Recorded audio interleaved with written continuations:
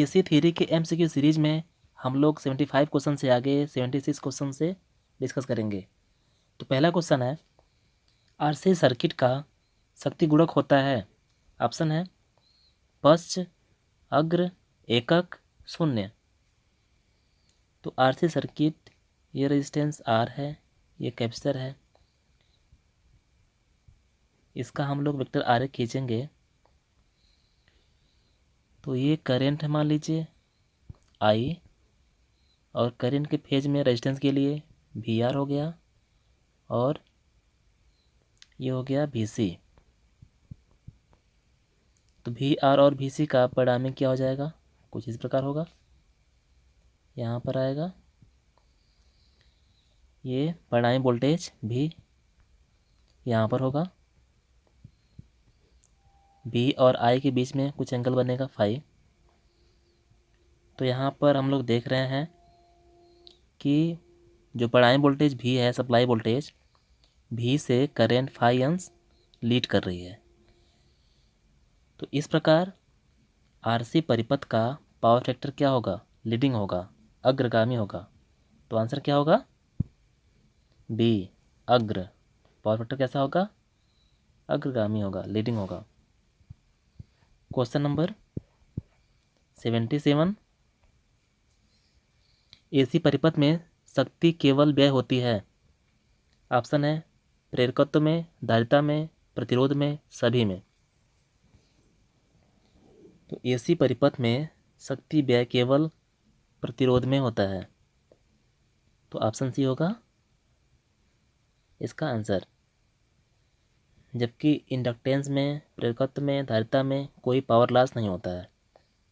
जो भी power loss होता है वो केवल प्रतिरोध में ही होता है, आर में ही होता है। तो क्वेश्चन नंबर 78,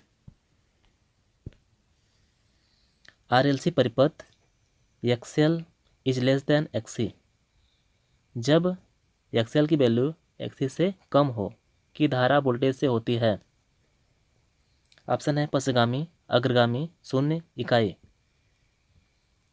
तो किसी आरएलसी परिपथ में जब एक्सी की वैल्यू ज़्यादा हो तो उस समय परिपथ में कैपेसिटेंस का प्रभाव ज़्यादा होता है, जिसके कारण जो करंट होगी वो वोल्टेज से लीड करेगी, अग्रगामी होगी। तो पावर फैक्टर कैसा होगा, अग्रगामी होगा, और करंट क्या करेगी, लीड करेगी, अग्रगामी होगी। तो यहाँ पर धारा वोल्टेज से क्या होगी, अग्रगामी होगी। आंसर क्या होगा, बी। क्वेश्चन नंबर 79, आरएल परिपथ का प्रतिरोध 6 ओम तथा इंडक्टिव रिएक्टेंस 8 ओम है, इसका इम्पीडेंस क्या होगा। तो यहाँ पर आरएल परिपथ है, इम्पीडेंस क्या हो जाएगा, आरएल परिपथ का रूट में R square plus XL square. तो वैल्यू पुट करेंगे, आर का 6 है, 6 स्क्वायर प्लस 8 स्क्वायर।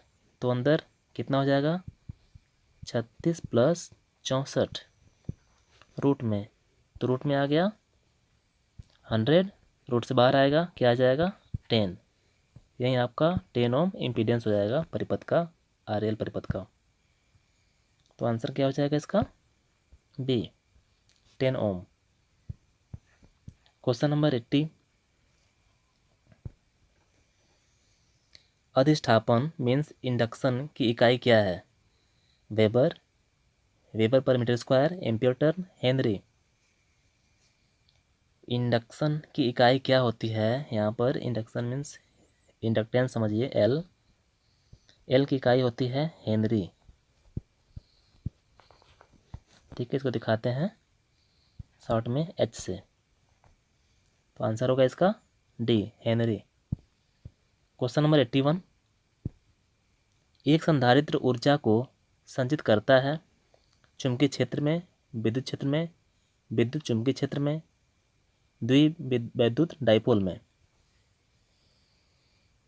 तो ऑप्शन इसका राइट होगा बी, जो कैपेसिटर ऊर्जा को स्टोर करता है विद्युत क्षेत्र में, इलेक्ट्रिक फील्ड में।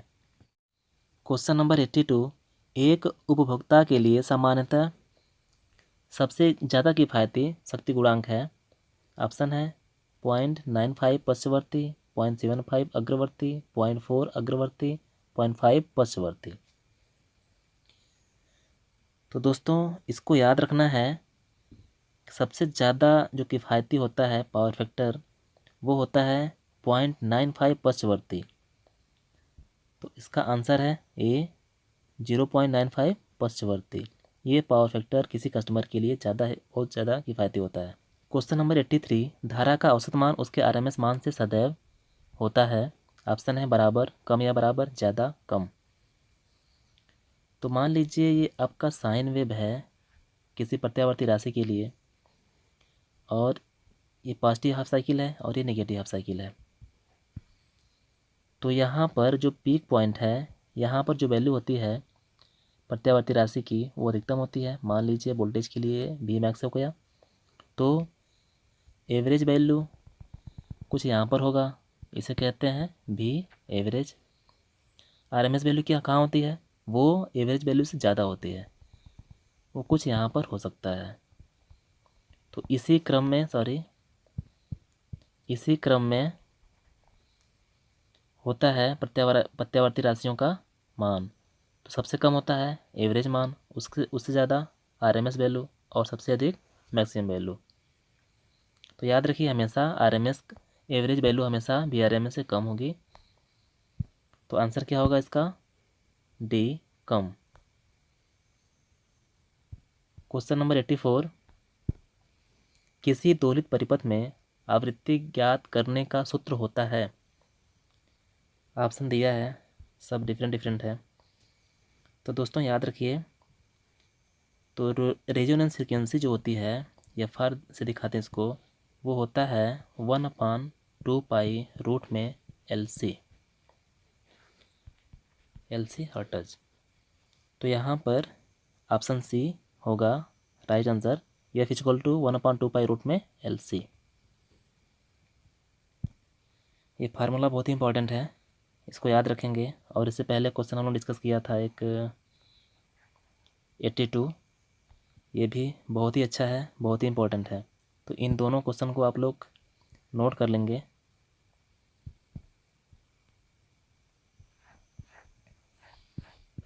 क्वेश्चन नंबर 85,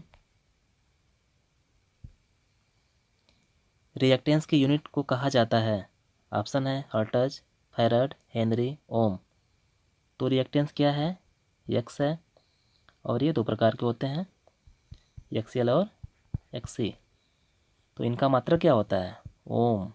याद रखिए, जो रेजिस्टेंस का मात्रक होता है वहीं रिएक्टेंस का भी मात्रक होता है, दोनों का मात्रक ओम ही होता है। तो आंसर क्या होगा इसका, डी, ओम। क्वेश्चन नंबर 86, ट्रायंगुलर वेव का पीक फैक्टर होता है। ऑप्शन है 2, 1.414, 1.00 और डी है 1.73।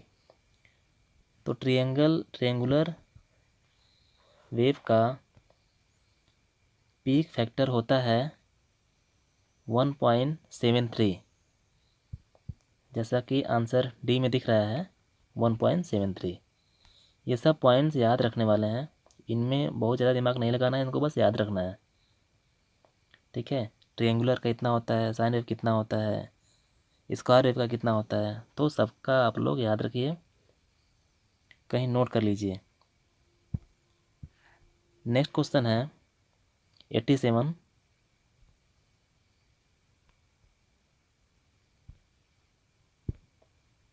शुद्ध प्रेरक मीन्स इंडक्टर में वोल्टता और करंट के बीच फेज अंतर क्या होता है। तो प्योर इंडक्टिव परिपथ में वोल्टेज और करंट के बीच में फेज डिफरेंस कितना होता है, 90 अंश। ये करंट का वेक्टर है और ये वोल्टेज का है, तो दोनों के बीच में फेज डिफरेंस कितना होगा, 90 अंश। करंट क्या होती है, वोल्टेज से लैग करती है। तो पावर फैक्टर भी कैसा होता है, पावर फैक्टर लैगिंग होता है ना। तो यहाँ पर 90 अंश लैग कर रही है करंट वोल्टेज से। तो आंसर क्या है इसका, डी, 90 डिग्री लैग। जबकि कैपेसिटर में क्या होता है, 90 अंश लीड करती है। तो याद रखिए, कैपेसिटर के लिए लीड करेगी और प्योर इंडक्टर के लिए लैग करेगी 90 अंश। क्वेश्चन नंबर 88, किसी प्रत्यावर्ती धारा परिपथ एसी सर्किट के लिए वाट मापी द्वारा मापी जाने वाली पावर क्या होती है? ऑप्शन है peak power, apparent power, active power और रिएक्टिव पावर। तो यहाँ पर जो वाट मीटर द्वारा पावर मापी जाती है वो आपकी पावर एक्टिव पावर होती है। ऑप्शन सी राइट आंसर होगा। पीक पावर भी नहीं होता है, अपेरेंट पावर भी नहीं होता है और रिएक्टिव पावर भी नहीं होता है, ओनली एक्टिव पावर। तो वाट मीटर जो रीड करता है, जो उसका रीडिंग होता है, वो एक्टिव पावर होता है। लाइन करेंट फेज करंट की इक्वल होती है, बराबर दोनों होते हैं।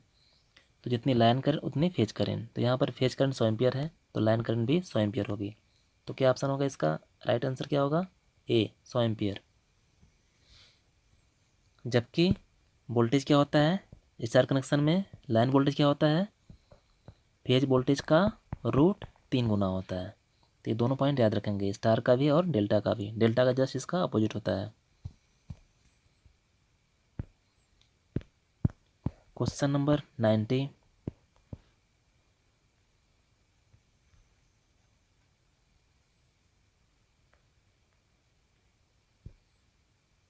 कौन सा समीकरण एक किसी दोलन की कोणीय आवृत्ति ओमेगा व्यक्त करता है?